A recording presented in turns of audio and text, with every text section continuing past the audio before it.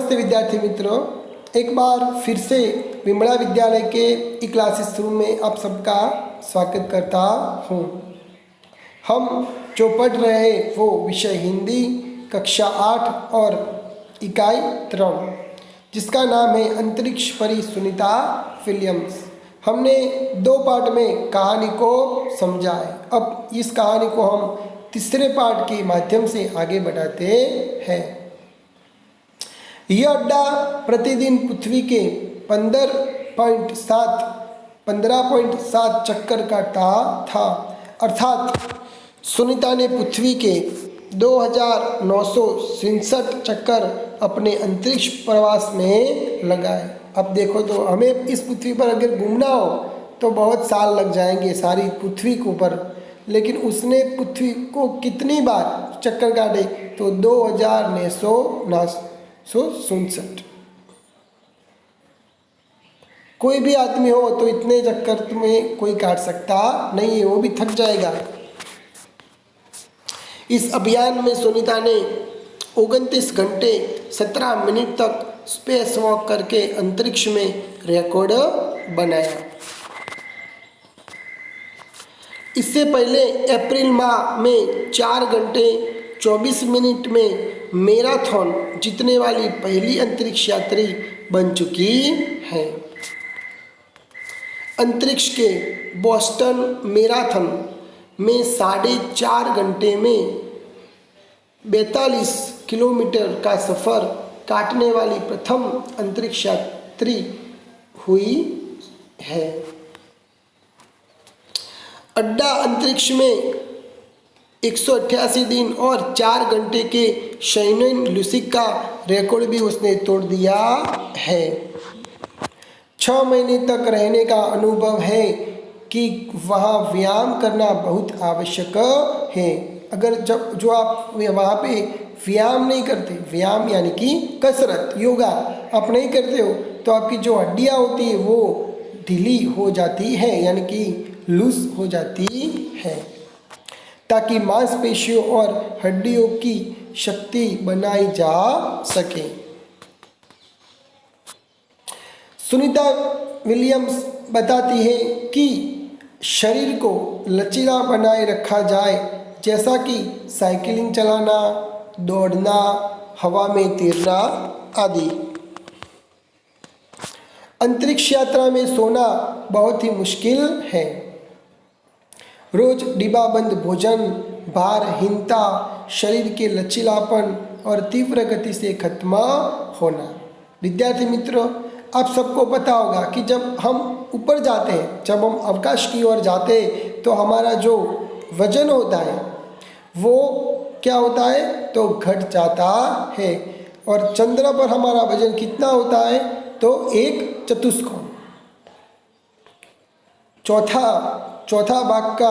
चौथे हिस्सा का हमारा जो वजन है वो हो जाता है। मांसपेशियों और हड्डियों की तेज क्षति जैसी समस्याएं थी।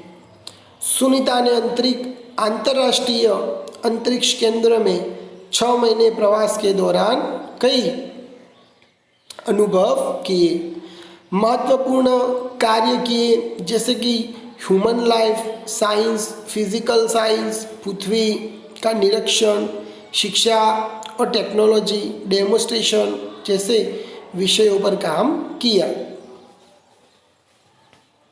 महत्वपूर्ण कार्य किए जैसे human life science, physical science, पृथ्वी का निरीक्षण, शिक्षा और टेक्नोलॉजी, डेमोन्स्ट्रेशन जैसे विषयों पर काम किया। डेमोन्स्ट्रेशन यानी कि जो हमारी इकोनॉमी है उसके वो भी विषय में उसने काम किया।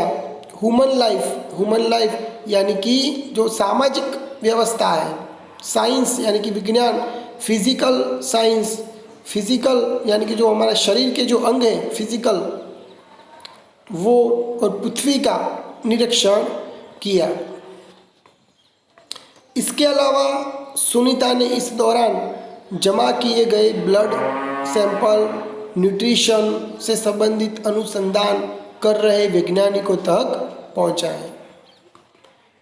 सुनीता विलियम्स कहती हैं कि यहाँ पर सबसे बड़ी बात मुझे यह लगती है कि हमारी पृथ्वी कितनी शानदार है, दुनिया को अलग नज़रिए से देखने का मौका, अंतरिक्ष में मिलजुल कर काम करने की बढ़िया जगह है। और यहाँ आकर ऐसा लगता है कि हम पृथ्वी पर क्यों विवादों में उलझे रहते हैं।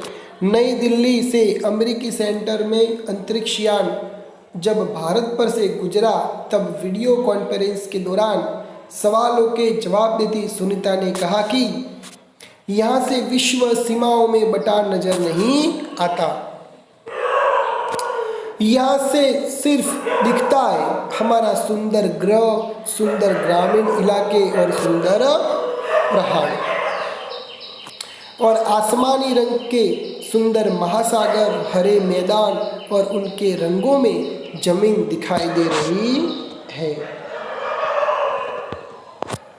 यह दृश्य बहुत ही मनोहर था। मनोहर यानी कि मन को हरनारा, जो जिसको देख के हमारा मन आनंदमय हो जाए, प्रसन्न हो जाए, उसको क्या बोलते हैं? मनोहर। 19 जून 2007 को स्पेस शटल अटलांटिस सुनीता समेत 7 अंतरिक्ष यात्रियों को लेकर धरती की ओर रवाना हुए। पूरा विश्व सुनीता की सकुशल वापसी के लिए प्रार्थना कर रहा था, क्योंकि वो पूरे विश्व की बेटी थी।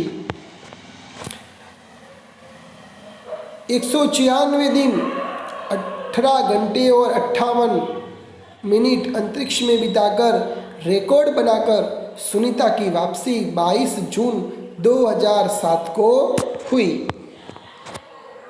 सुनीता के आश्चर्यजनक कार्य से भारतीयों और गुजरातियों का सर ऊंचा हुआ।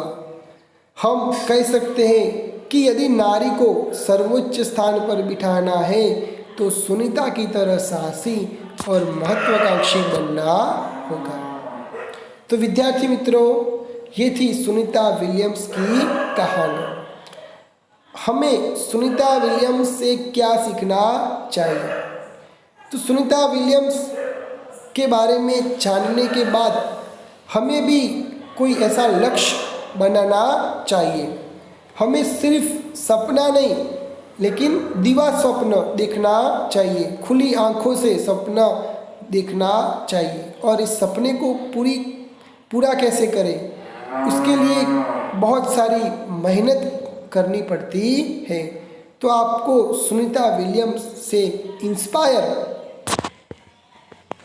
होना चाहिए कि एक नारी कमज़ोर नहीं है, एक नारी अवकाश पर जा सकती है, एक नारी डॉक्टर बन सकती है, इतना बहुत कुछ एक नारी कर सकती है, तो हम क्यों नहीं कर सकते? भगवान ने तो सबको एक ही तरह बनाया है, सबका दिमाग तो एक ही है, वो चाहे नारी हो या पुरुष हो, लेकिन अपने लक्ष्य के प्रति हम कितना ध्यान देते हैं, अपने लक्ष्य को हम कैसे पूर्ण करते हैं, ये हमारे पर डिपेंडेड है। तो इस सुनीता विलियम्स की कहानी से हम इंस्पायर हो सकते हैं। सुनीता विलियम्स के बारे में आप और भी जान सकते हो। कई पुस्तकों के माध्यम के द्वारा भी आप सुनीता विलियम्स के बारे में जान सकते हो। अभी तो इंटरनेट की सुविधा भी बहुत ही सुलभ हो गई है, तो आप YouTube पर सर्च करके भी सुनीता विलियम्स के बारे में और ज़्यादा जान सकते हो। सुनीता विलियम्स को भारत की शान, मान और इज्जत माना जाता है। तो आप भी सुनीता विलियम्स की तरह बन सकते हो। इसके लिए आपको अपने लक्ष्य के प्रति डटे रहना चाहिए। तो इस इकाई में सुनीता विलियम्स के बारे में हमको पता चला। सुनीता विलियम्स कि ये कहानी हमको इंस्पायर करेगी। Thank you.